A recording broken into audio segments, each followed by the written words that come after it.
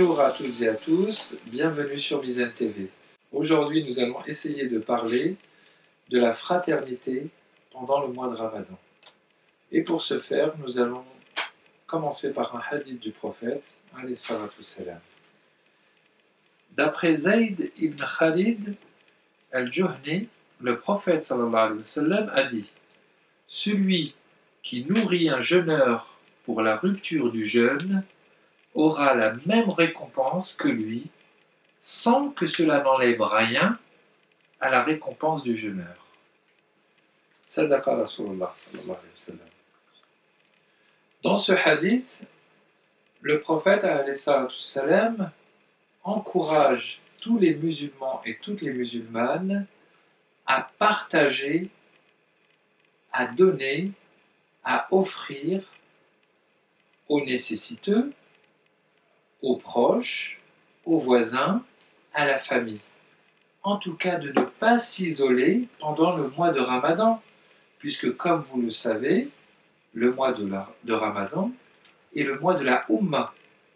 Donc cette réalisation de la communauté doit se faire particulièrement au mois de Ramadan. Et c'est pour cela que nous nous permettons, si vous le voulez bien, de nous conseiller mutuellement, à moi d'abord et à vous aussi, de ne pas s'isoler pendant ce mois pour manger des tas de mets qui nous font plaisir, ce qui n'est pas en soi réprimable, loin de là, puisque c'est cette bénédiction qui se déverse d'en haut et que l'âme a besoin d'être satisfaite après toute cette journée de jeûne. Mais au lieu de manger tout cela tout seul, essayez de penser qu'il y a des célibataires dans un coin, qu'il y a des étudiants dans un autre coin, qu'il y a des gens qui n'ont pas de quoi manger, qu'il y a des gens qui aimeraient partager ne serait-ce qu'une date, qui n'ont pas de date pour manger. Donc si vous avez des amis, enquérissez-vous d'eux, qui sont seuls chez eux. Et surtout, je pense particulièrement à nos amis et frères et sœurs convertis, qui souvent, très souvent, n'ont pas de famille, avec qui partager le repas du soir du Ramadan, l'iftar. Donc, n'hésitons pas, les uns et les autres, à inviter les gens qui vont venir à notre cœur.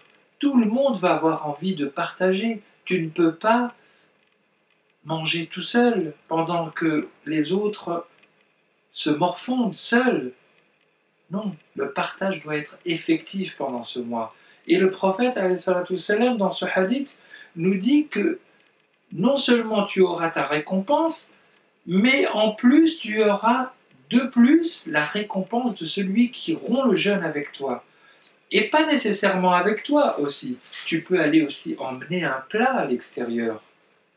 Donc penser à l'autre est quelque chose d'essentiel pendant le mois de Ramadan. Ce n'est pas un mois où on doit, excusez-moi du terme, se remplir, j'allais dire un autre, l'estomac, se faire plaisir tout seul, avoir les yeux qui tournent quand on va chez l'épicier ou chez le boucher. Mais non, pensez à l'autre, à celui qui sera seul, à celle qui sera seule.